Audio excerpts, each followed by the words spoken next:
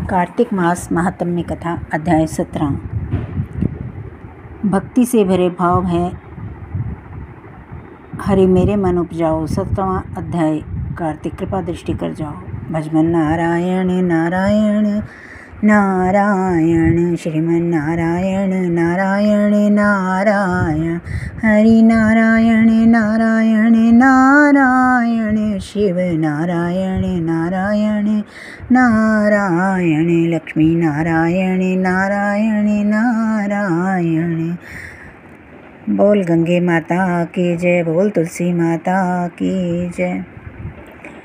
उस समय शिवजी के गण प्रबल थे। उन्होंने जलंधर के शुभ, निशुभ और महासुर कालनेमी आदि को पराजित कर दिया। यह देखकर सागर पर जलंधर एक विशाल रथ पर चढ़कर, जिस पर लंबी पताका लगी हुई थी, युद्धभूमि में आया। इधर जय और शील नामक शंकर जी के गण भी युद्ध में तत्पर होकर गरजने लगे। इस प्रकार दोनों सेना के हाथी, घोड़े, शंख, भैरी और दोनों ओर के सिंहनाद से धरती त्रस्त हो गई। जलंधर ने कोरे के समान असंख्य बाणों को फेंककर पृथ्वी से आकाश तक व्याप्त कर दिया और नंदी को 5, गणेश को 5, वीरभद्र को एक साथ ही 20 बाण मारकर उनके शरीर को छेद दिया और मेघ के समान गर्जना करने लगा। यह देख कार्तिकेय ने भी दैत्य जलंधर को अपनी शक्ति उठाकर मारी घोर गर्जन किया, जिसके आघात से वह मूर्छित तो पृथ्वी पर गिर पड़ा। परंतु वह शीघ्र उठा और क्रोधाविष्ट कार्तिकेय पर अपनी गदा से प्रहार करने लगा। ब्रह्मा जी के वरदान की सफलता के लिए शंकर पुत्र कार्तिकेय पृथ्वी पर सो गए। गणेश जी भी गदा के प्रहार से व्याकुल होकर धरती पर गिर पड़े। नंदी व्याकुल हो गदा प्रहार से पृथ्वी पर गिर गए। फिर दैत्य ने हाथ में पारित ले शीघ्र वीरभद्र को पृथ्वी पर गिरा देख शंकर जी गण चिल्लाते हुए संग्राम भूमि छोड़कर बड़े वेग से भाग चले। वे भागे हुए गण शीघ्र शिव जी के पास आ गए। वे कुलता से युद्ध का सब समाचार कह सुनाया। लीलाधारी भगवान ने उन्हें अभय दे सबका संतोष वर्धन किया। 17वां अध्याय समाप्त।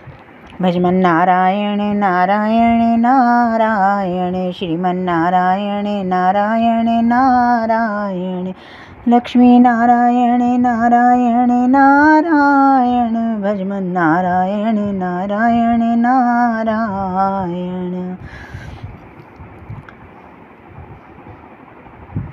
गोवर्धन अन्नकूट की कथा। गोवर्धन पूजा का पावन पर्व हर साल कार्तिक मास के शुक्ल पक्ष की प्रतिपदा तिथि को मनाया जाता है। इस साल 2 नवंबर गोवर्धन पूजा है। इस दिन भगवान श्री कृष्ण गोवर्धन और गाय की पूजा का विशेष महत्व होता है।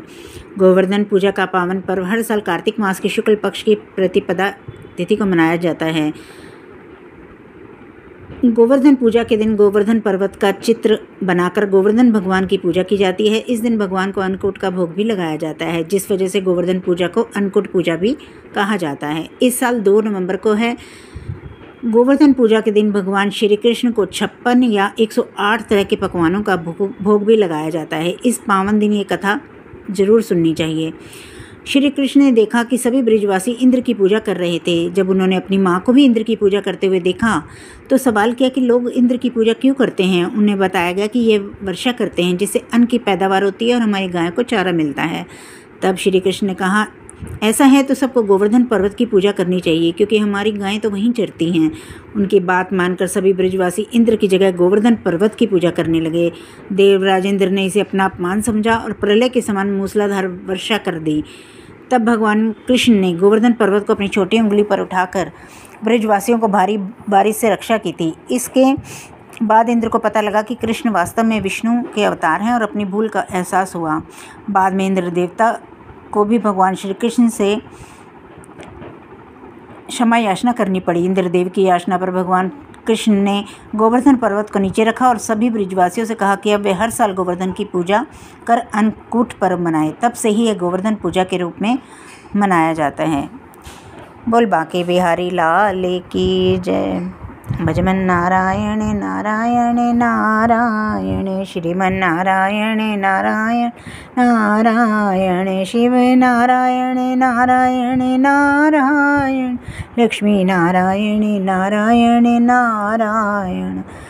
बोल तुलसी माता की जय।